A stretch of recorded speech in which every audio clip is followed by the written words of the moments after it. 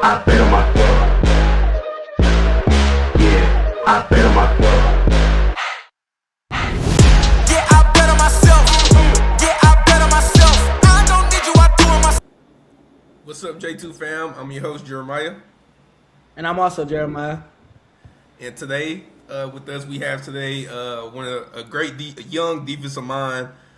He won the Tony the Tiger Sun Bowl, and he's also a part of the National Coalition of Minority Football Coaches.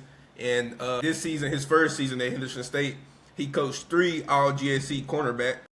At Bemidji State, he won a NSIC title. Welcome on to the pod. We got Charles Chuck Ross. How you doing, fellas? Doing Pretty great. good. You know, happy to have you.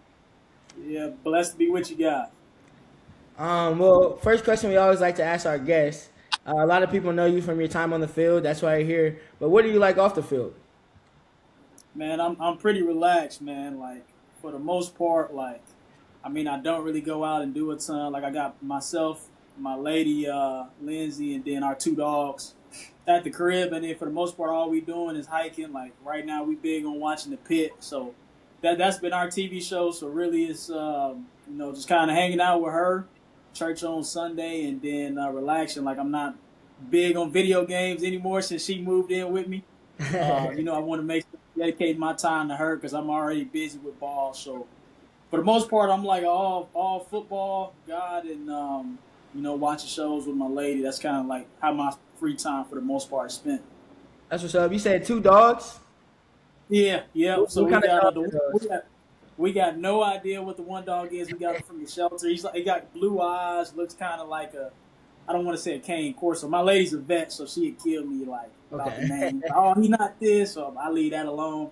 And then the other one is a blue heeler. Like, it used to be a farm dog. My lady from Minnesota, so she used to grow up on a farm, and so the dog was big in terms of like helping out with the animals, getting them herded and everything. So got both of them up here. They the one dog is like a cold weather dog, so the heat right now is killing them. Yeah. So.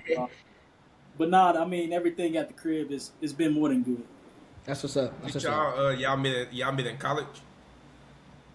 So we met actually when I was coaching at Bemidji State.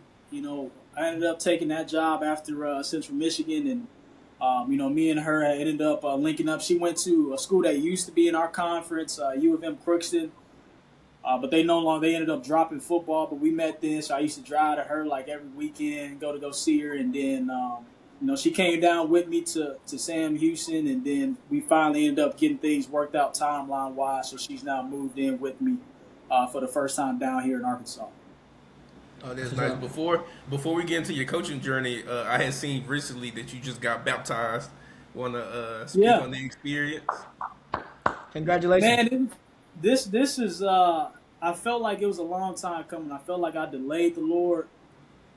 And so I had this buddy who I'm currently coaching with. I was with him at New Mexico State as well. His name is Dalton Bowles. And he was big on like, hey, man, you should go to church with me. You should go to church. And I always told myself, like, all right, I'm going to get back into church when I get a full-time job. Because when you GA, all your time's taken up. And when you do go do something like, all right, let me go to church, it's like you got coaches hitting you up. Hey, I need this done. I need that done. So, it was hard, but I was really just making excuses for myself, to be honest. And when I got here to Henderson State, it was crazy. I ended up moving in with our former offensive coordinator for probably about a week until I was able to settle into a house.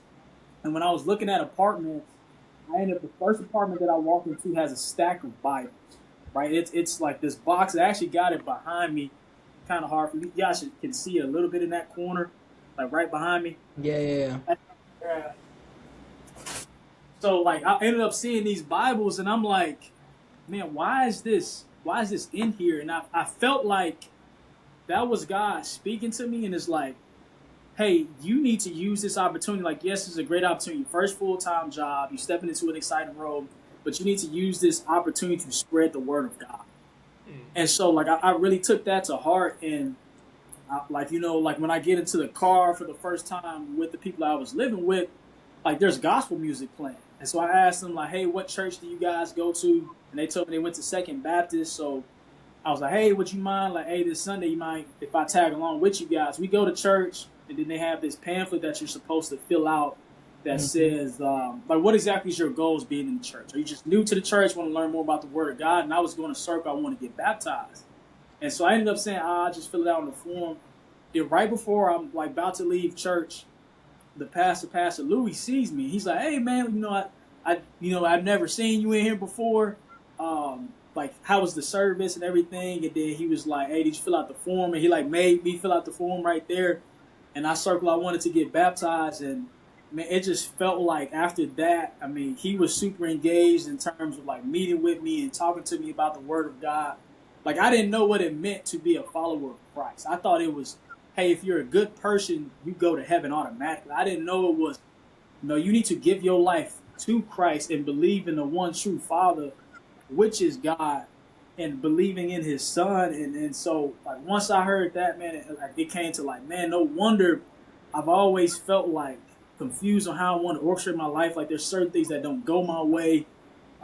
And, I just felt like He was speaking it to me and guiding my life, and I felt like it was the right time for me to get baptized. Man, that's great. Yeah, that's huge, man. Congratulations. For sure. Thank you. I wanted to talk about the start of your career. Most people, we obviously, a lot of coaches that we talked about have college football backgrounds or things like that. But you actually got your start as an intern for the, if I'm right, for the strength and conditioning program while you were still in high school. So could you just talk about that and how that propelled you forward and what led you to taking that internship? Yeah, so it actually wasn't while I was in high school. It was when I first got to college. Oh, okay. I mean, my whole thing was a little bit strange. Like, so I get to college, I can't play college football anymore because of my injury. And when I get in, I'm under the impression that you can't get involved with coaching until you graduate. I have a buddy. We do this thing that they call it encouragement. We do 7-on-7. Then after we do the 7-on-7, he goes up to me. He's like, "Hey man, like, would you like to help out with the football team here at Central Michigan?" So I'm like, "Yeah, I want to get involved." And so, like, I get started out as equipment, and then the new staff comes in after Coach Bonamigo gets let go. Coach Jim McElwain comes in. If you guys don't know Coach Mac, he was the former offensive coordinator at Alabama when they won a national championship, I believe, with Mark Ingram. And so, like, this is somebody who's been an SEC head coach at the University of Florida. I just feel like it was a great opportunity for me to learn underneath him, especially to get started. So I go to the OC at the time. I wanted to work with receivers, Coach Kevin Barbay. I go to him. I'm like, hey, I want to help out. And he's like, nah, like, hey, just sticking to your role, being an equipment guy. And I know he didn't mean anything personal about it, but I took it. Like, for me, it was like y'all gave a role. Essentially, there was another equipment guy I was with. They gave that role to him, but not to me.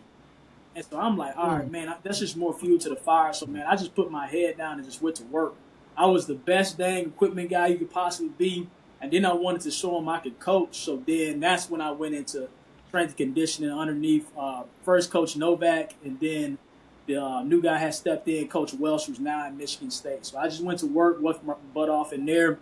And then I got the opportunity, once COVID hit, they brought me on to be a student assistant.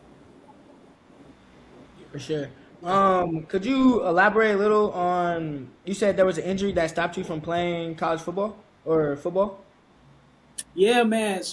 So this injury is kind of like, to me, speaks to how I live my life. The way I ended up getting hurt. So never really played a ton of football growing up. Like, I lived just outside of Chicago growing up. So big thing in Chicago, really, for my household, like, one, of course, basketball. You got Derrick Rose, Simeon, all these great basketball schools, and then my dad was a baseball player. So that was the two sports that we ended up playing growing up. And then when we ended up moving to a small town just outside of Kalamazoo, Michigan, and Three Rivers, Michigan, that's when I got involved with football. And, like, I ended up playing really late my freshman year. Then I played our sophomore year, so I was playing JV my sophomore year. And then after the season, we used to play, like, backyard football. But it was like you actually tackle. Like y'all was getting rough. Yeah. Yeah. It was old school a little Okay, bit. terrible. So we was tackling and everything, and unfortunately, like, I ended up trying to go for a tackle. I put my head down, like they teach, like, hey, make sure you can see what you hit. My head goes down. The guy's knee hits the top of my head. and I go down, and next thing I know, I can't feel anything from the neck down. And mind you, like, I've never been hurt before. I've never had a broken bone. I've never had like a hamstring or anything like that. For the most part, I've always been healthy. And so my dad gets out the car because he was watching. He gets out the car, and they're like talking about moving me. And, he's like, no, like, leave him there. Then he grabs my arm, and he's like, hey, son, can you feel my touch? And I tell him, like, nah, I can't feel your hand. And so, like, when that happens, like, he realizes that, oh, this is serious. And so they ended up calling the paramedics. Like I still can't move. They end up neck boarding me, and then they take me to the hospital in Three Rivers. And so when I end up at the hospital, they do my X-ray, and they're like, "Hey, your son ended up having 3 fractures in his neck in his C1 and C2." And if you guys aren't familiar with the neck, like, I took anatomy in college, like, essentially what your C1 and C2 is called the axis and the atlas, and this the nerve holdings for everything from the neck down. So that was fractured at the time. And so, like, the doctor goes to me, he's like, hey, you ended up fracturing your neck. We got to life flight you to the bigger hospital in Kalamazoo. So first thing he tells me that, like, my first question was, hey, am I going to be able to play football again? And he kind of laughs at me and is like, man, you worried about football, you need to be worried about walking again. And so they end up life flighting me to Bronson. They do an emergency surgery and insert a screw about this big in my neck. And before they do the surgery, like, they tell my parents, like, just so you know, like, your son probably has a 5% chance of walking again. You said 5%? Yeah. And, like, I didn't really know, like, I kind of took a naive mindset to it, the whole thing, and I was so in and out of it with all the drugs and pain medication they had me on. And I remember just kind of sort of being in and out of it after the surgery.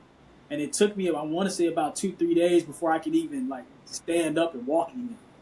So I had to relearn how to walk. I had to relearn how to sit up out of bed, the entire thing. And I was in a neck brace for 9 months. And so, that's kind of like why I live my life this way. Like, I feel like I live a 5% lifestyle. Like, all I ask is for a chance. And so, that's that 5% chance. Like, regardless of how slim that window may be, all I need is a chance, and I'm going to make sure I get the job done. Man, it's crazy? A blessing to see you now, just, like, being able to move and, like, move freely as you want and stuff like that. It sounds like a Inky Johnson type of story. What was like the thought process like after that? Like, immediately after that, was it like immediately getting into coaching, or like what was that like? Man, the thought process was to get back to playing. It was, man, I was working so hard that off season, and I was seeing stories of different guys who, like, I can't remember who it was. I believe he played for the Saints. He ended up having a similar injury to mine, and then he ended up, I believe, coming back and playing. And so I was like, no, that's gonna be me. So I'm doing push-ups. I'm doing, like, I got videos on Facebook of me squatting when the doctor said I shouldn't be doing exercises, and so the goal was to come back and play, but I mean, when I got slowly towards, like, the end of that journey, I realized it wasn't worth it. And, like, my mom, she would kill me if she saw me back out in the helmet. So, I ended up flipping my mindset, like, man, I really want to coach. And I knew it, even when I was playing, like, I always wanted to coach. And the assist guy was like, hey, no, you should use this technique. So once I started to realize how serious the injury was, that's when it transitioned to, all right, let me start coaching. For sure. It's crazy because a similar thing actually happened to me in middle school. Long story short, I was playing hide and seek in the dark. I'm running to like an A-frame of a swing set. I hit this part, like, right here. And so I, like, whiplash back. And I couldn't move. Like, I was like my friends come around there like, what's up? Like, can you get up? Like, I literally couldn't move. So I actually had to go to the hospital. And long story short, I ended up bruising. See, you fractured. Thankfully, I bruised. So it was my C4 and my C5.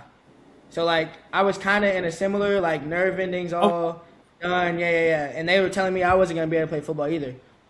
And so, like, knowing how lost I would have been without football, like, that's just very inspiring how you were able to flip your mindset and get into coaching and still do what you love. So that's super inspiring for sure.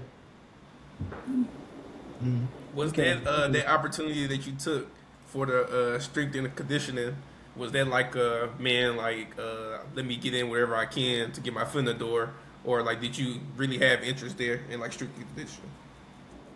I mean, for me, my mindset was like I was so angry that I didn't get an opportunity to coach, and I remember like calling my dad, being like super upset. So like for me, that opportunity was like, man, I want to go attack it full fledged, but I know my end goal. Like my end goal was to always coach football. I always like I love the way that those strength and conditioning coaches love the anatomy of the human body and how to improve performance. That was my passion for X's and O's. So I knew exactly what I was planning to do and what I felt like God was moving in the way of my life. I just didn't know how long it would take. For sure. So you finally get your start at Central Michigan. Could you just speak on your time there and winning the Tony the Tiger Sambo? Man, that time was it was a great lesson for me, dog. I feel like my mindset when I first got the job, before, like I ended up getting the job and was blessed with that opportunity. But I feel like, I didn't put my best self forward in that time of my life, and like I wish I would have did a little bit better when I was there. I felt like I knew exactly what to do. Like so, sometimes it'd be like, "Hey, we gonna do things this way," and I didn't really dive into why we was doing it. I had my own opinion. Like, I don't know if I would do it that way. And I had the opportunity to learn underneath some really good coaches, Coach McElwain, Coach Akey, who was in the NFL for a while, and then Coach Skip. And Coach Skip is still a current mentor of mine. He's not a head coach at Cal Poly. And he was really just kind of like, he was an advocate for me. Like, he was doing everything he can to put me in positions to receive that role. So, I learned from that role. And talking a little bit about the Sun Bowl, that opportunity was really crazy for us. So we originally get invited to the first ever Barstool Bowl with Barstool. So, that's going to be like college students with Barstool. I ain't no telling what's going to go on with that. And I believe, I'm trying to think of I believe we were going to play, I don't think it was Boise, but we were going to go play I can't remember the exact team, but they ended up getting COVID. So they get hit with COVID, and then there was murmurs of like, all right, they're going to have to cancel the bowl game. Then there was talks of us going to go play Indiana at the time. But we were just kind of just sitting on standby, and we ended up finding out 4 days before the game, hey, you guys are going to go play Washington State down in New Mexico. So we ended up taking a bus all the way from Tucson, Arizona to New Mexico and El Paso. So it was El Paso. So we get to El Paso, and then once we ended up arriving there, ended up like we had to do scout cards at 4 a.m. just to get the team ready and everything. So it was a great opportunity, and we ended up beating Washington State, played really good defensively, and kind of essentially made history. It was the most televised game in Central Michigan history at the time. So it was a blessing to be able to say that I was a part of history while being at Central. For sure. It's huge. After that, you got the opportunity at Bemidji, and speak about how did you get the opportunity? Like, was it a coach that you knew that went over there, or like how did you get that from like networking, going to one of the conventions, or what? So we had a former analyst who was at Central Michigan, ended up leaving, taking a job somewhere else, and he had a buddy who was the D-line coach there, and the D-line coach reached out to him and said, hey, we're looking for essentially another GA, but you'll have the opportunity to coach the corner. So he asked if I was interested, and I told him yeah. And then after I got that, I interviewed with Coach McClin, who's currently the corner coach at South Dakota State, and Coach Bolte, who's still at Bemidji State. And, I feel like I did pretty good in the interview. I obviously got the job and, kind of hit the ground running with that opportunity. So it was just more so like a connection through a connection, right? Former analyst that I was with reached out to somebody on their staff and got me that opportunity. I seen that you was also defensive passing game coordinator. Was that like another year, like the year after that you got promoted? And so it was after the season. I ended up actually interviewing for the defensive coordinator job, and unfortunately, obviously, I didn't get the role. I really wanted that role. I enjoyed my time at Bemidji State, but obviously it didn't work out, and God has his own way of moving in my life. So, and I used that for motivation, because there was a question that came up in an interview that I didn't answer right. And so, like, it was about, like, D-line play. And it really frustrated, ate at me. And I feel like maybe if I got that question right, maybe I would have gotten the job. So instead of giving me the D coordinator job. He ended up giving me the pass game coordinator job, which I was, of course, excited and blessed for. And so, I hit the ground running with that. But I spent a lot of my time that offseason trying to learn everything from the front seven all the way to the back five. You go ahead, Jermaine. Well, I'm just curious because obviously a lot of people say cornerback. You got cornerback, quarterback day. It's an argument which one's the hardest position in football. And you were talking to us earlier about how you got into football super late. And you also didn't play in college, but you decided to go right to the hardest position, take that over, and you saw success. So what is it that, like, obviously playing cornerback is hard enough, and coaching it is, I assume, it's really hard. And for someone that got a late start in the football, this is like early in your coaching career, what gave you the confidence to be like, oh yeah, I can coach DBs, like I can do that? I mean, the brief stint that I played, so like the 2 years, there were certain things that I felt like clicked into my brain, like talking about leverage. And like, I wasn't even taught divider rules in high school, but there were certain things that just made sense to me. Like, hey, there's a lot of grass over here. Let me defend the grass. And so like that stuff really clicked for me, but I was always a film junkie. Like, I remember sitting in my dorm, mind you, I was an equipment manager. I paid $100 a month for the NFL All-22. I know that they have, I can't remember what exact, I think it was NFL Plus. I paid for it, and I used to die. I still got clips on my phone of me recording the Baltimore Ravens playing and me talking through what they're doing. And I have no idea about football. This is just me just guessing. Like, this guy's dropping, and I was like calling the wrong. I was calling Tampa 2 cover 3 and things. So like, it was always for me, like it came from that, and then how I learned to teach the position. Like a lot of my teaching it started out with Coach McClin and what he taught, and then after Coach McClin ended up leaving to take another job, like I kind of like formed my own thoughts. So a lot of the film that I was like going off of was the best in the game at the time, which was Stephon Gilmore. And Stephon Gilmore, like I took all of, because it was about like being patient and like the way he played the ball, and he was awesome at divider rules. And so like I just took like what I'm watching on film, it just ended up becoming like, man, I'm trying to figure out what's consistent. And so like for him, he had like the same step that we teach. It's called a push step. So like just using some of the things that I saw on the NFL film, and I used that and just took it and put it in my own terms. For sure, it's huge. I kind of want to highlight your role at Bemidji when you was when you had got promoted to the defensive passing coordinator role. I feel like them roles, like the run game coordinator, all those like small coordinator roles, I feel like those get overlooked often. But like you, while you was there as the defensive passing game coordinator, you was able to help that team win the conference title and also be top 10 in the nation on third down defense, which is mainly, especially for third and long, which is mainly like a passing type of situation. And so that's huge that you was able to do that and things like that. What you think about that, just as far as like the amount of like tasks that them guys take on, but they don't really get the glory from it? Man, I like really, I don't get concerned with the glory, dog. Like, I'm just here coaching the guys. Like while being at Bemidji State, like I let Coach McClin do his thing, and he did an awesome job with our defense. Like the year before, if you guys look it up, like the year before we were giving up 30 points a game before we got there. Then Coach McClin took it over, and we ended up giving up, I believe, about 17 points a game. So I almost cut it in half.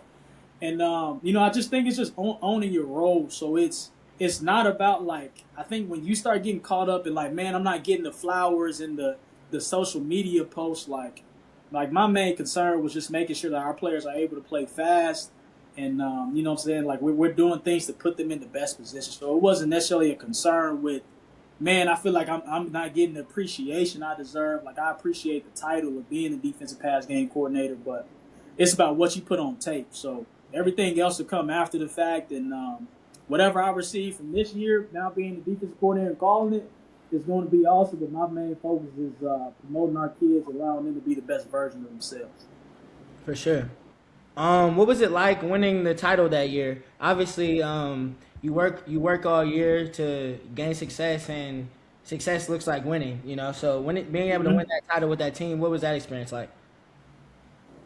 Man, I think it really taught me like that experience. So like going from D1 FBS to then going and taking a D2 role, like I really, unfortunately, I went into it with an arrogant mindset of like, all right, I'm D1 dropping down a level. It's like, man, like I'm probably gonna know more than a lot of these coaches, and I got humbled very fast.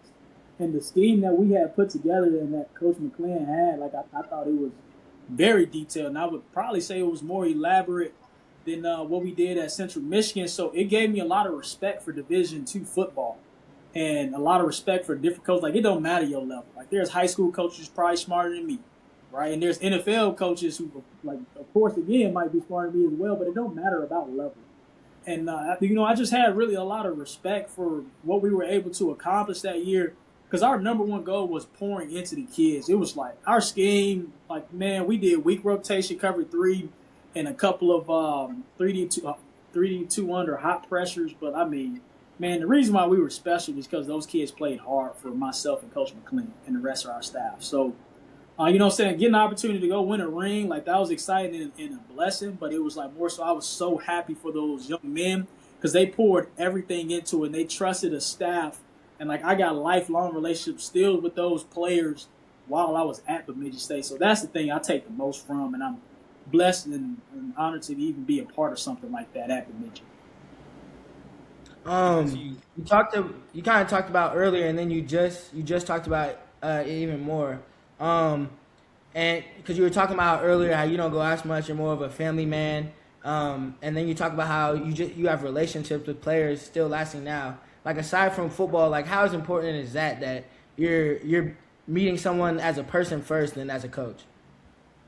Yeah, so to me, like, that's going to always be important for myself, like, because at the end of the day, like, the whole reason why I got into it is that my best friend doesn't even know this. My best friend in high school was, to be honest, he was homeless for dang near all 4 years. And, like, what I mean by that is that he lived in 4 or 5 different homes while being in high school.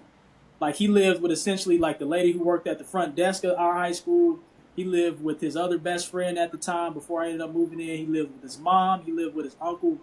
And seeing a young man like that, it was like, man, like, there's so many kids a part of our program that I'm currently working with and coaching, like, and I won't necessarily say the kids' names, but, like, we got a couple of kids on our roster who were part of our roster last year who father got killed in front of him. Father may not necessarily be in their lives. So, like, you got so many people that come from so many rough backgrounds. Like, I grew up in a 2-parent household, so I'm extremely fortunate, and I want to be able to pour into those young men and teach them about more than just the game of football. So, like, the players I currently still have a relationship with, whether it was Sam Houston, Mexico State, or Bemidji State, like, man, like, those relationships do mean a lot to me, and I want to teach those young men that there's more to life than just football.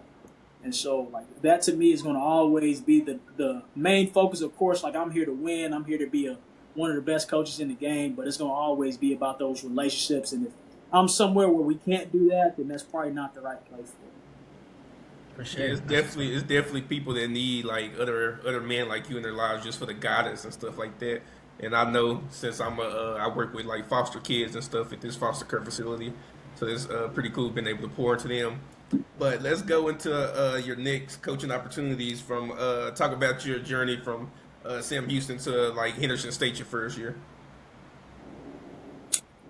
So, like, you know, like, after I was at Bemidji State, I ended up, now this was a Bemidji State role, like, even though I was the pass game coordinator, like, that didn't really reflect in terms of pay. So I ended up getting reached out to by my mentor. He said, hey, Sam Houston's looking for a defensive GA. Coach Skip, he ended up reaching out to me and said, you know, like, I think it'd be a great opportunity for you to get into Texas, which is essentially like the mecca for college football. Like, all the top programs for the most part is down there in Texas. Yeah, and you build such amazing connections. So he was smiling, bro. It didn't really matter. For the most part, like, it doesn't really matter what you're going to do in life. Like, to be tied in with Texas is an amazing opportunity. So I ended up taking that opportunity to go as a GA, and then we finished up I believe that was the 2023 season. And after we ended up finishing that season, we ended up moving over to New Mexico State with Coach Sanchez after he got that opportunity after they had a hell of a year under Coach Kill. And that opportunity was a blessing. I learned a lot. I was able to coach the Nickels there. And so it was like my first opportunity to actually coach a room, especially at that level. And so that was exciting. Again, wasn't really a full-time role. And then, I really heard about the Henderson State opportunity. This whole situation is kind of bizarre. Coach Holes, our head coach here, ended up reaching out to NIU's DB coach who I presented at a clinic in Vegas, and I got tied in that way. So, I feel like through the Minority Coaches Coalition, they ended up presenting me with a platform to present in Vegas, and to have a job come through that way was definitely a blessing, and it kind of just shows you how God is going to always find a way for you. And so I ended up getting the job here at Henderson, spent this last year as just corners, and now getting promoted to a defense coordinator. For sure. One more thing I wanted to say before we dive into that. You said you were able to coach the nickel room at New Mexico State. There you actually had a USA All-Freshman team member, Tatum Barnes. What was it like coaching him and pouring into a player that as a freshman was able to, see success in your room? Man, Tatum is my guy, man. TB, I hope he gets the opportunity to watch this. TB, he was a young man who, to coach him, he had to trust him.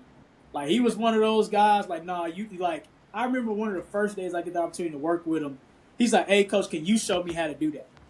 And so I go out there, I'm showing them how is the nickel supposed to drop in quarters. And, I'm slicing out to the flat. And then so I put those guys through essentially an on-field quiz where you got to go do it. And I'm doing different routes for them. And they said, all right, coach, now you jump in there and do it. And then so they quizzed me as well. And so it was awesome, man. He was a young man who I think has grown so much. And the thing that I'm the most excited for him, of course, he ended up getting his opportunity to go elsewhere, but he decided to come back just because New Mexico State was so impactful in his life. He ended up going to Cincy after the season that I was there with him, and then he ended up coming back for this upcoming season. I believe he'll have 2 years left after this, so I'm excited to see what he's going to do this year. He's a fiery player, and I wouldn't be surprised if he has a one hell of a year for sure. That's what's up. It's huge. Now speaking about players and what they do under you, you had 3 All-GAC cornerbacks this past season. What was the key to their success, and how did that happen for 3 corners? And how'd you rotate them? So when I first got to Henderson State, we really were not a big man team, and I felt comfortable with saying nah, we gonna get that changed. And so we had 2 corners who contributed a little bit. Kobe was kind of the main guy, and then Coach Holes reached out to me and said, "Hey, Paul Manning, the kid who's currently with the Denver Broncos, he's really good. He just for one reason or another hasn't played a ton in terms of being the mainstay guy." So when I got here, both of those guys were thinking about hitting the portal. Kobe was actually in the portal taking OV, so I told him, hey, since other schools are recruiting you, allow me to recruit you. So I ended up recruiting both of those guys back out the portal, and then I ended up bringing a guy I was with at Bemidji State, Deviante Roberts. And all 3 of those guys really bought into what I teach. I really like to break down how to play corner, right? Teaching exact leverage, footsteps, hand placement, eyes. And those guys, were appreciative of all of that. They felt like the way I broke it down, it kept it, one, simple for those guys, but everything had a coaching point. So it was not just, hey, go make a play. It was no, what's your first step like? Where exactly are your eyes supposed to be? So I felt like those guys really bought into the process of all the little fine details it takes to be a really good corner. And, it's hard when you got 3 really good guys. And so the way I kind of attacked that, I sat down, the guys that were competing for that second spot, because Paul was really standing out, Deviante and Kobe, I sat both of them down and I told them how I saw things. And I thought that was important for them to hear the same exact thing at the same time. I didn't sit them down individually, and so I know it was hard for one of those guys to hear that they're not going to be the starter for the first game of the year, but I think they just really bought into their role and attacked that thing. And we figured out that Deviante was going to be one of our best 11, so we ended up changing the structure of our defense to find a way to get him on the field, which is what I believe. It's going to always be about who's your best 11 and what fits those guys. Man, that definitely speaks to your characteristics for you to be flexible enough to realize that, hey, this is a guy I need on the field. Whether, like, obviously some coaches can be stubborn and not do that. So the fact that you were like, man, I have to do this just to get this player on the field, that speaks to you as a coach. You were talking about how you like to really break down what it is to be a corner and different things. So that makes me assume that you're a more detail-oriented person. When did that become such a big part of your coaching philosophy? I want to say it started right around the time I got involved with Coach McLean. I know I talk about him a ton, but he was really influential in it. And so, like, me and him got into a heated argument. There was one staff meeting where me and him got into a big argument about, like, how do we want to play the back shoulder ball, or how should a DB play the fade, essentially. And I remember, like, being like, man, like, nah, I don't agree with that at all. And then he essentially said, hey, since you are underneath me, this is how we're going to teach it. So I bought into how he wanted to teach it. And we had a first-team all-conference corner, Princeton Heritage, and he was really good, like, dang good. And, you know, like, after seeing that, it, like, kind of fueled me, like, man, like, I need to learn more about corner play. And then, too, I need to learn multiple different ways of how to play it. Because, like, not every single kid is going to be the exact same. So, you know, I just studied different corners. So, what I did was I spent that offseason, I studied Trey White, I studied Marlon Humphrey, I studied Stephon Gilmore. Because all those guys are a little bit different. Marlon Humphrey is a little bit more physical. Stephon Gilmore is a little bit more technician. Trey White, to me, is a good blend of both of those guys. And so, like, I studied them, and I just have, like, essentially like a running notebook of all the different ways that I teach corner play. And so we break it down into phases. So we break it down from the release phase, vertical phase, and then the most important phase that we say is the finish phase. Mm-hmm. And then how to play all of those. And I'm always, like, my Twitter, like, if you scroll through my Twitter, it's going to just be a bunch of guys coaching.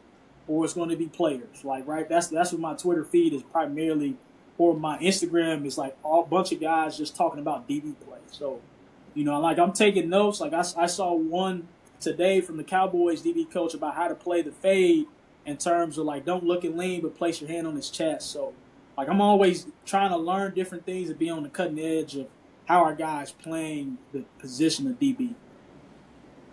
How about them Cowboys, man? Had to say this. I'm the Ravens guy, man. Texas fan. So.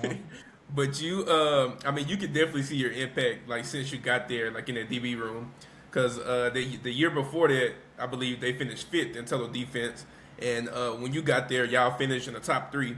And so just what allowed your unit to take such a major step forward, like, when you got there, just that instant, like, step forward? Well, I think what allowed us to grow was that I think that the coaches that were currently here were open-minded to the things that I was bringing to the table. And, like, the most important thing that I said was that I want to learn the ins and outs of our defense currently. And so, like, I wanted to learn exactly how we were teaching everything. So, like, I took a deep dive, watched the film. Like, I watched every single game, and I just took notes as if I was a fan studying it, or if I was an announcer studying the game, and just wrote, like, exactly what I felt like. Hey, we're poor tacklers, or, hey, we don't necessarily teach quarters a good way. And so, like, I was, you know, saying critical in terms of, like, I would just want to know what is the film saying, and then, too, just sitting down. Like, our head coach, Coach Ho, is a defensive guy, so I wanted to sit down with him and learn everything from him in terms of how exactly are we teaching things. And so we went through the full thing, and, you know, like, I just essentially just tried to be, like, a quality control guy of, hey, I think we could do this a little bit better. How do we want to adjust emotions? And just looking at the details and not just being like, I feel like a lot of coaches get trapped into, man, this kid's just not good enough, or this kid can't play for us. It's, hey, right now, this is what we got. How can we fit the system around him, right? You hear people say all the time, players not played. So, you know, I really want to figure out what exactly was our strong suit. I feel like the back end of our defense was our strong suit, so we used that. We got more DBs on the field, right? So if you got a weakness that I feel, let's take that weakness out of the positions where they can struggle, and let's go play to our strengths. So a question I want to know. So this is your first year as DC. Obviously, you've been a cornerback coach. What was it like, not just being over one room and being the supervisor basically for the whole thing? Obviously, the scheme. What was it like just wearing more hats? Man, the most important thing that I feel like I did was I asked people that I look up to. Like I reached out to Coach Skip, I reached out to Coach McClin, and I'm talking to people every single day, like asking them, hey, what's your biggest regrets?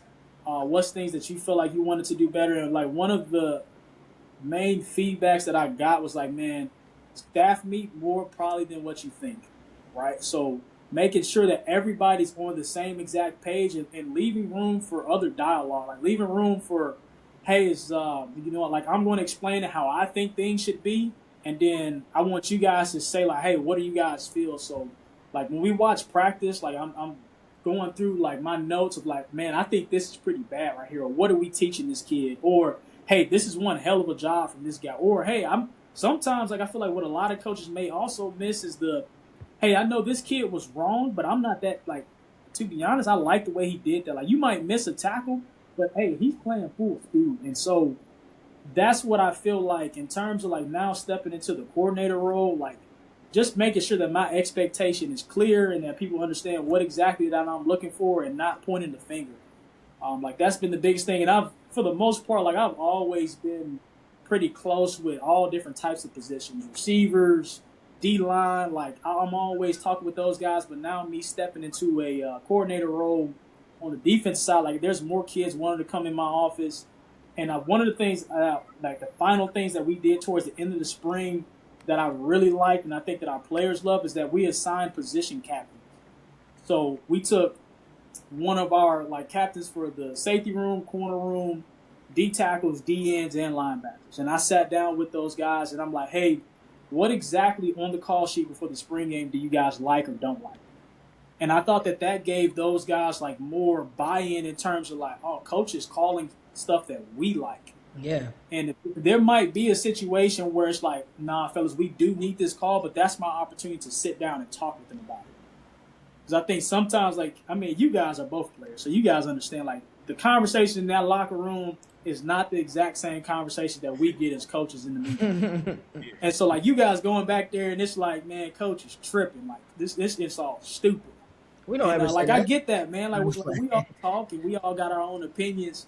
I'm not naive to none of that. So that's why, like, I want that open dialogue and, like, the players to know, like, no, you do have a piece of the pie in this whole puzzle. For sure. Yeah, so looking ahead, now that you're stepping into the defensive coordinator role, like what goals have you set for your defense in 2026? Like when you look at a successful defense, like what would you say my defense in 2026 has been successful? Man, we talk about those 3 E's, dog. It's effort, energy, and execution. What does that look like on film? So, like, we talk about rated E for everybody. Like I used to be a video game guy. Like, everybody can play. So, regardless of if it's myself, I give you 2 amazing snaps with those 3 E's, but I'm gonna have to go ahead and tap. So, like, there's no quantifiable goal, man. Like, of course, like I could sit here and tell you that I want to be the best defense in the country, but I can't necessarily control that, right? A lot of things go into that. So, like, you know, my biggest goal is just making sure when people turn on the tape, they see those 3 E's. They see a team that's playing with high-level effort. All our guys fly to the ball. They see that high-level energy. What we call over here at Henderson State, we talk about tapping the hat. So that means that, hey, if somebody goes to make a big play, you go celebrate with your brother. We're never taunting an opponent. We're never talking crap to an opponent. It's about go tap the hat, go celebrate with your brother. And then the last piece is execution, man. Like, there should be nobody running wide open. Like, I think if you see those 3 things on your film of that effort, energy, and execution, man, will be really special. And then wherever that ends up aligning us in terms of top 25 or best in the GAC, man, I'll be happy and excited for wherever that is. One thing I wanted to pick your brain on, a good friend of the podcast, Coach Holsworth, when during the process of you being named defense coordinator, he called you a rising star in the profession. What does that mean to be called a rising star in your profession as someone, you know, obviously trying to make their way and be great? So what does that mean? And then actually being able to come in and produce good numbers like you did.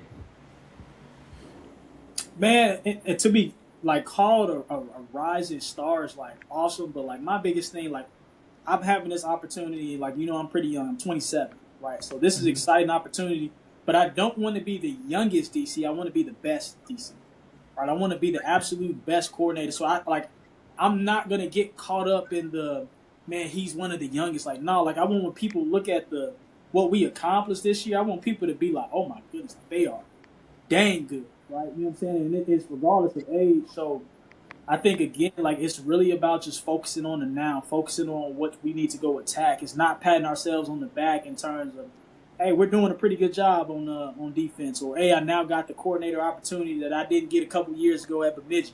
It's no, man. We're trying to go attack this thing and be the absolute best unit that we can possibly be this year. For sure. Yeah. So now that you're a defensive coordinator, you kind of have like more say so and like kind of like the guys you want to bring in on defense. So if you was like if high school athletes was looking at this and they was like, man, I maybe want to be a ready. Like what are some of those traits you're looking for high school athletes? Again, those 3 E's, dog. Like, I've been successful with players all different sizes. Like I've been successful with corners. That's been 5'8.5", and I've been successful with corners that's been 6'2". And like as long as they play with high level effort, energy, and execution. Now the one that's a little bit gray is that energy one. Like you got really good players that just don't talk, or they don't show emotion. So that's one of those. But like the energy that we are looking for is somebody that celebrates their teammates, somebody that celebrates other success. Right? We talk about we before me. So that's putting the program before myself. Like. But in just in terms of those accolades, man, if you're a guy that flashes on tape, especially at the D2 level, like I've never been big on size. Like like we've been a little bit all over the place in terms of how we recruited corners. Like we took a 5'9" corner, and we also took a corner that's 6'1.5".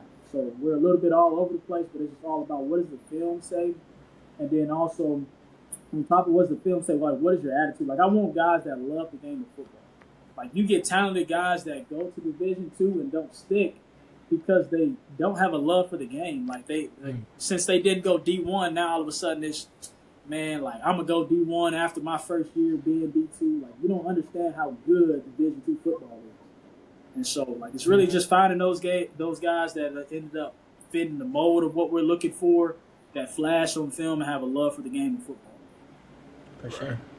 Okay, now I got a question about the portal. You mentioned earlier how you was able to come in and tell one of the guys like, "Hey, let me recruit you now," and how you was able to get them back and stuff like that.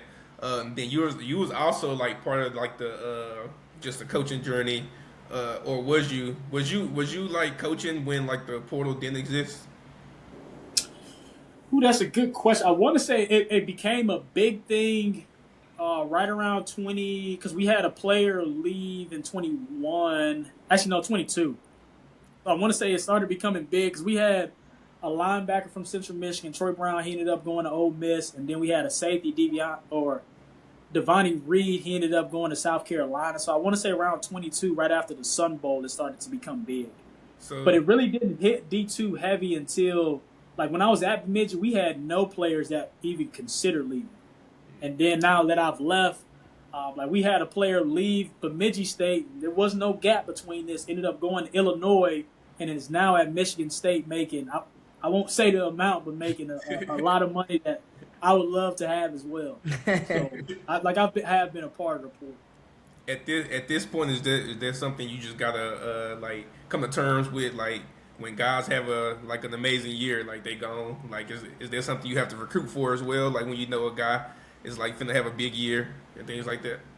Yeah, and I think it's being candid, man. Like it's being honest with guys. The same way we as coaches, like if I get an opportunity that I can't essentially go pass up, regardless of what school, like to be honest, like like guys are going to go take that opportunity, but I want to make sure that I made Henderson State a better place while I was here. So I'm not necessarily out there just fishing to go somewhere else, and that's the same thing we want from our guys. Like we have high school guys that's like, hey, coach, my goal is to be at Henderson State for a year or two, and then I want to transfer up. And it's like, okay, like awesome. Like I don't mind that at all because if we have other coaches on staff that get opportunities, we're excited for them. Like, hey, that's a blessing for you to go take that opportunity. But when you're here, you need to elevate the program. And so, like we got a couple of players on our roster right now that's probably going to have really good years that might end up going to go take a jump. Like Paul Manning was a guy, like, I told him right after the season, like, hey, if you have another year of eligibility, you will not be playing for Henderson State. Just being honest. That kid would have made a lot of money if he was able to go hit the portal and go play for a D1 school, right? And so, like, I think if you're honest with guys and you can get a couple more guys to stay, right? Like, if I'm honest with this safety and I tell him, like, yeah, you can transfer up, and then there's another safety who I don't think is that caliber of player, I'll be honest with you and be like, man, like, I really don't think that you're going to end up finding what you want. And I also, like I shop guys around as well. Like, if you end up leaving here and you're not finding what you look for, but if I think you can play, like, I'll send you to other coaches that I know at the Division I level and help you get to the place that I think that you've earned. Like, you've paid your dues at Henderson State. You did a really good job for us, and we would love to have you back. But at the end of the day, like, it's about what's best for the kid. So obviously we've been able to talk to Henderson State and Ouachita, and a big thing is obviously the Battle of the Ravine. What has that just been like from your perspective over the last couple of years?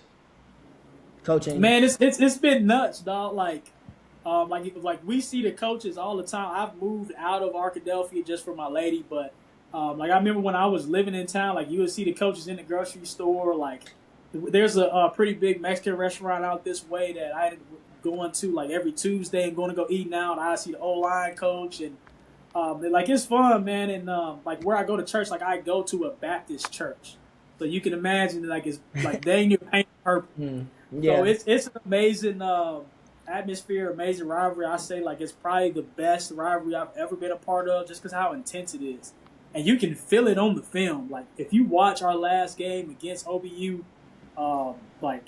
I mean, you could feel like the energy and the juice in that thing was absolutely unreal. And I mean, like even just more so than me saying it, like there's a reason why College Game Day was talking about us. Like College Game Day was considering coming to the Battle of the Ravine, and so that was a crazy time in my life. Like I'm over here, like man, we might have Pat McAfee down the road, right? So it was exciting, man, and.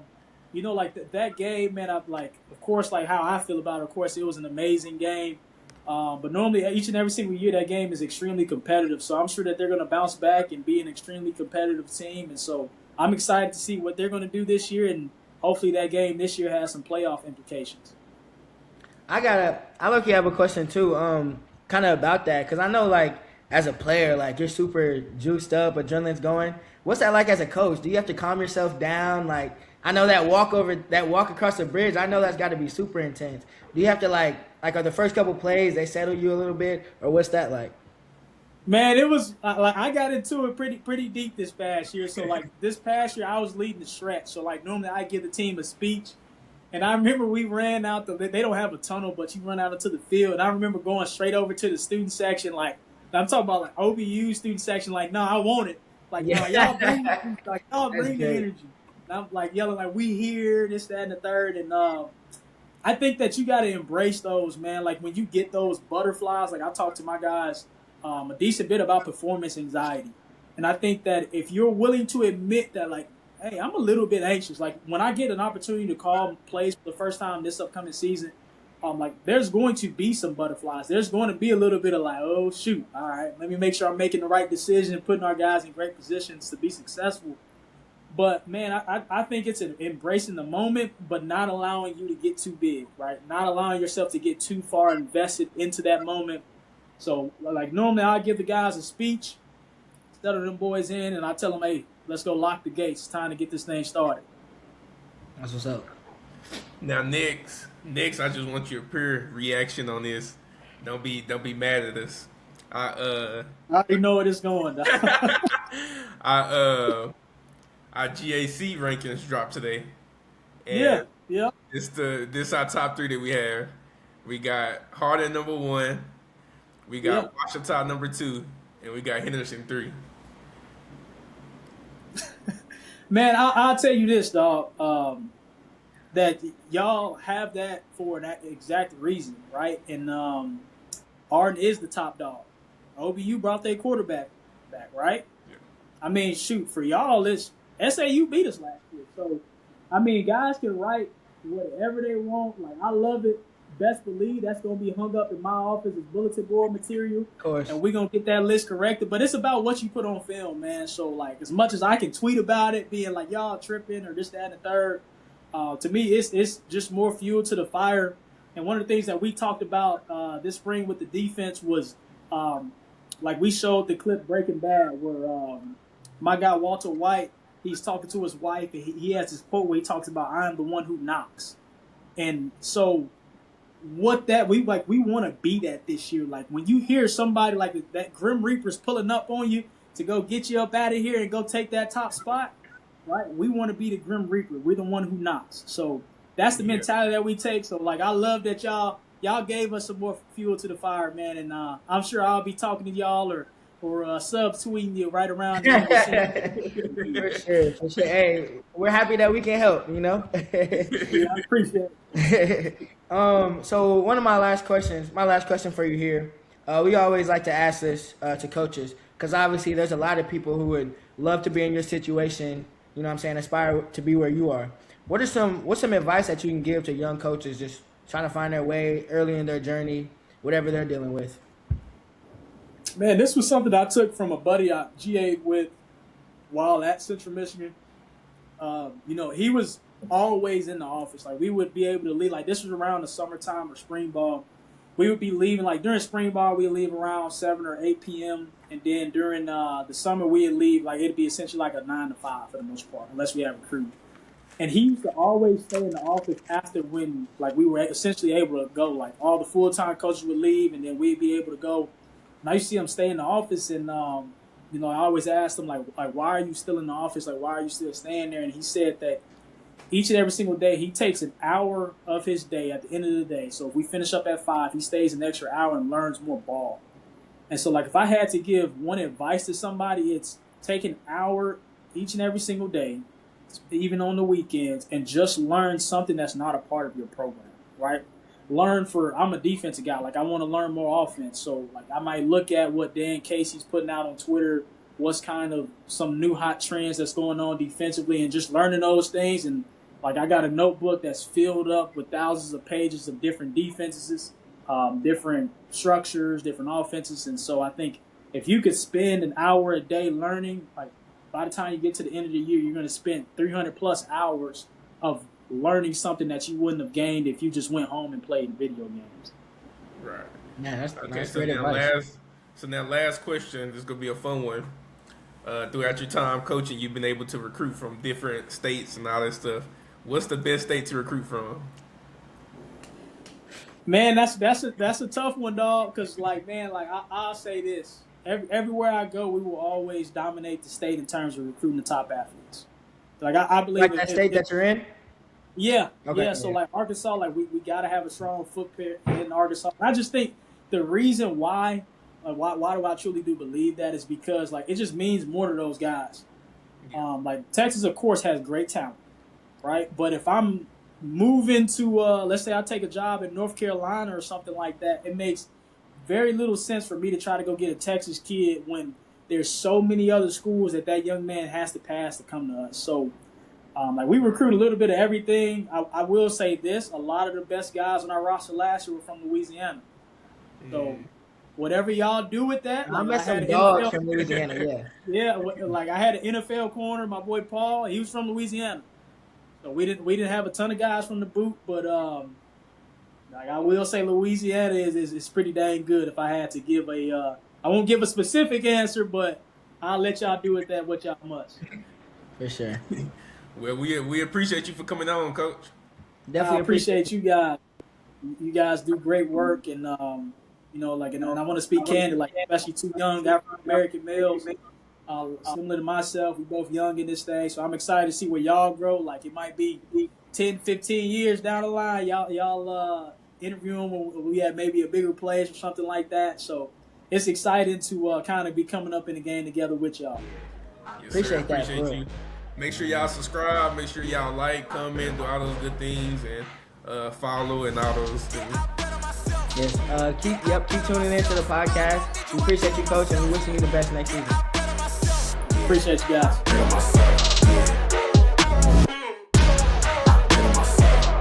Yeah, I bet on myself. Okay, dream so big that they think I'm crazy. Let out the beast, no, they can't tame me. Don't play with me, better mind your business. I cannot stop now, I ain't finished. I'ma keep on going till I got that. Okay, the way that I'ma do it, they can't top that. No way. Critics trying to hate, but I don't talk back, I know that. Plotting on the kid with the bull, tell them all that.